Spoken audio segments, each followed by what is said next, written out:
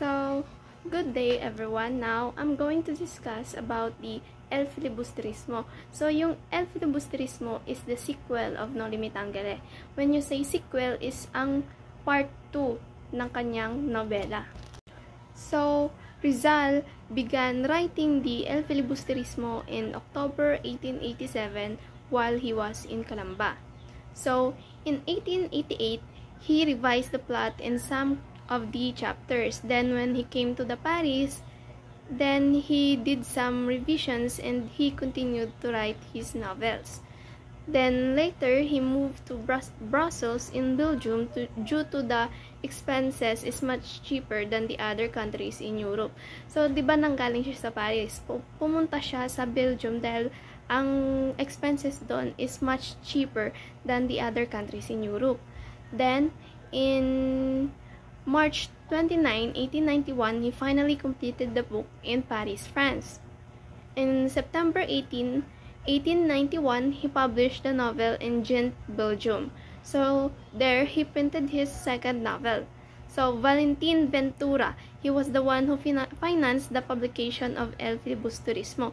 So, noong sa Noli Me Tangere, is si Maximo Viola ang financial assistant kay Jose Rizal. So, ngayon naman, si Valentin Ventura ay bumigay daw ng pera na 150 pesos para ma-publicate ang kay Rizal na El Filibusterismo.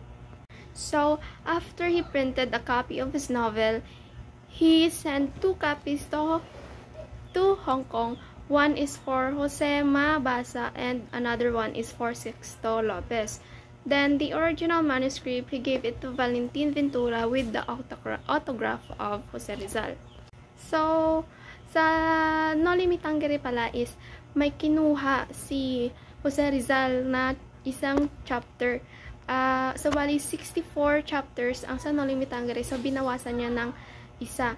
So, tungkol iyon kay Ilyas and Salome, ang dalawang maglovers.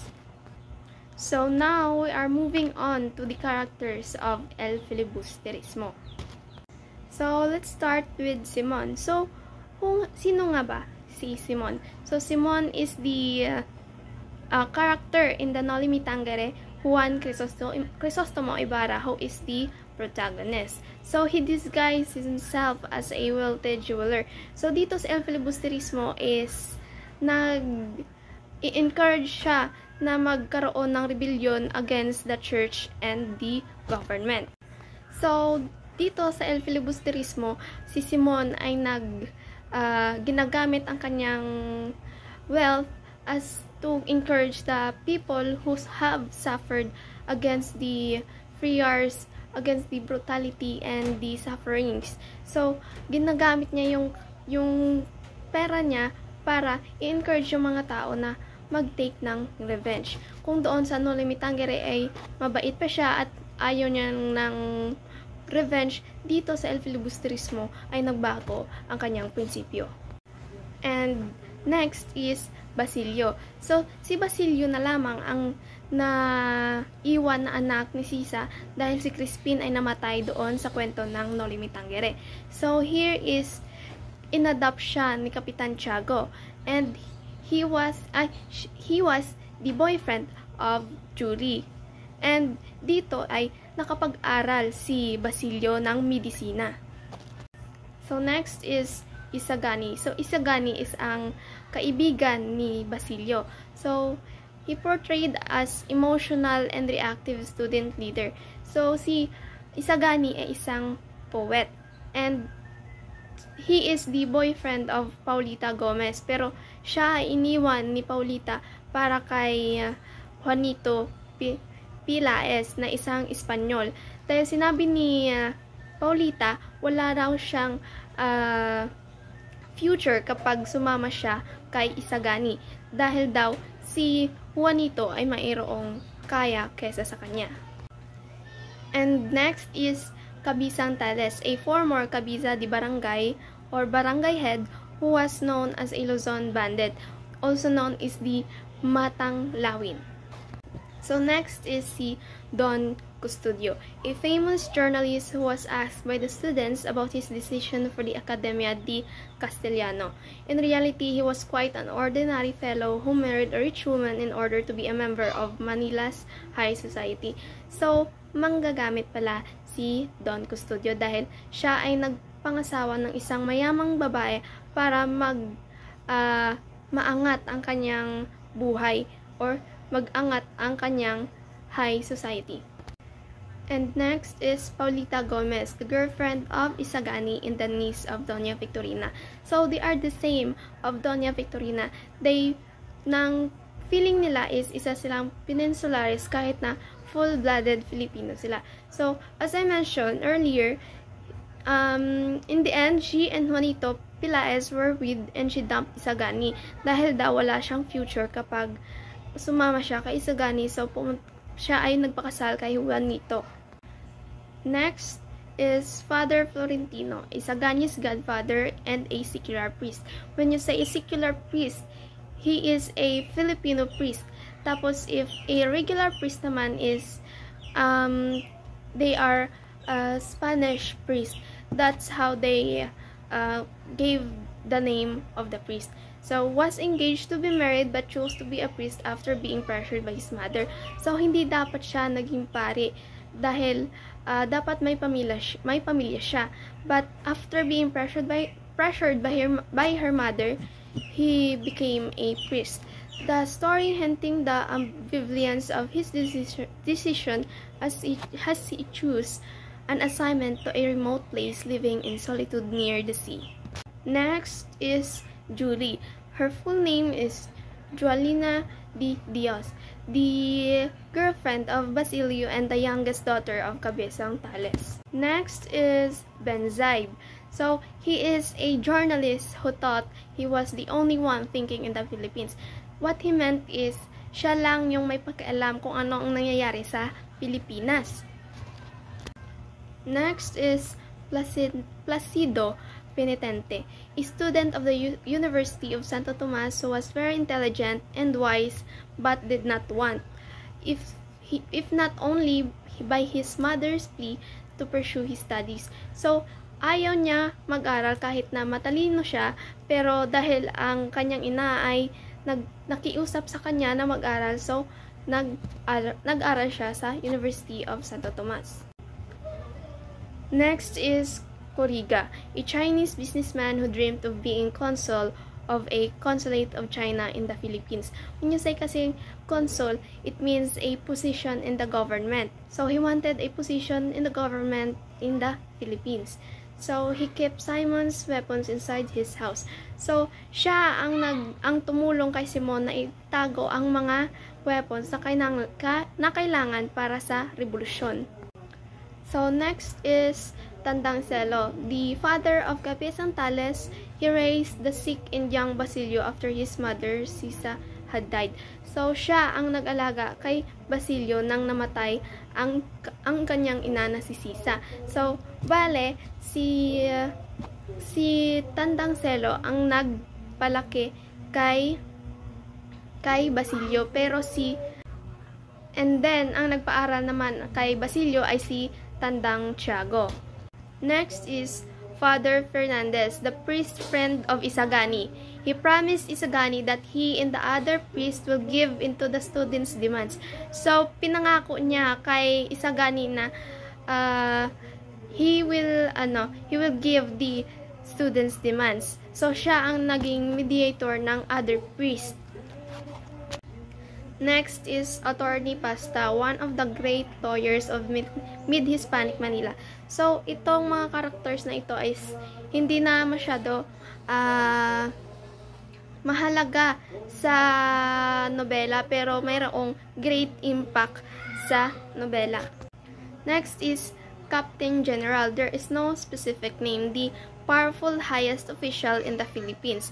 And lastly, Padre Sebela, Hernando de la Sebela, a Filipino friar and now Vice Rector of University of Santo Tomas. So, let's go to the summary of the story of El Filibusterismo. So, the story in El Filibusterismo revolves around its main character, Simon, who is the affluent jeweler. Simon is the actually Juan Crisostomo Ibarra of the Nolimi Tangere, whom everyone thought he had been killed by the Guardia Civil at Laguna de Bay. He had escaped, fled to Cuba, became wealthy, and made connections with influential Spanish officials. Upon his return to the Philippines after many years, he becomes very influential as the Governor-General, who owes so much to him, consult him in making decisions. In reality, however, everything Simon does is just part of his grand plan to take revenge against the Spanish officials and rescue Maria Clara from the convent. Planning to stage a revolution, he smuggles arms and looks for followers, mainly from the exploited and abused natives. One of his recruits is Basilio, the son of Sisa, who with Capitan Tiago help was able to study in Manila. Simon also makes an alliance with the revolutionary group of Cabizantales, a former Cabiza de Barangay who suffered maltreatments from the hands of friars. Using his influence, Simon encourages corruption, decadence, and more oppressive government policies so that the citizen may become more infuriated. However, one night, the planned revolt was not carried out because Simon, upon hearing that Maria Clara died in the nunnery, decided not to give the signal for the outbreak of the uprising. Another plan was made some months later. At the venue of the wedding reception of Juanito Pilaez and Paulita Gomez, Simon planted many explosives, enough to kill the invited guests. Primarily the friars and government officials. According to the plot, the big explosion shall be started by the gift he would give to the newlyweds at the reception, a kerosene lamp with an explosive. When the lamp flickers and someone turns the wick, it will result into a big explosion that will become a signal to revolutionary troops to simultaneously attack all the government buildings in Manila. So during the reception, Simon gives his gift to the newlyweds. Before hurriedly leaving the venue, he leaves a piece of mysterious paper bearing the message, "You will die tonight," as signed by Juan Crisostomo Ibarra. Meanwhile, Isagani, the rejected lover of Paulita, is standing outside the reception. His friend Basilio tells him to leave the place because the lamp will soon blow up. When the Father Salvi identifies the handwriting in the note and confirms that it was indeed Ibarra's, the guests begin to panic. When the lamp flickers, Father Irene tries to turn the wick up, but Isagani, wanting to save the Paulita's life, rushes into the house, grabs the lamp, and throws it into the river, where it explodes. Simon's revolutionary plot was discovered and hunted by the Guardia Civil. He managed to escape but was seriously wounded. Carrying his jewelry chest, he finds shelter in the home of Padre Florentino. Learning of his presence in the house of the priest, the lieutenant of the Guardia Civil informs Padre Florentino that he will come in the evening to arrest Simon. Simon then takes poison that he would not be caught alive. As the poison's effects start to take toll on his body, he confesses to Florentino his true identity and his plan of revenge through bloody revolution. After the emotional and agonizing confession of the dying man, the priest absolves the dying man from his sins, saying, "God will forgive you, Señor Simon. He knows that we're fallible. He has seen that you have suffered. He has frustrated your plans one by one, first by the death of Maria Clara, then by a lack of preparation, then in some mysterious ways. Let us bow to his will and render him thanks." So, the story ends with the priest throwing Simon's treasures into the sea so that they would not be used by the greedy. Priest hopes that when the right time comes, they will be recovered and used for the good. It's the end of the story. That's all. Thank you.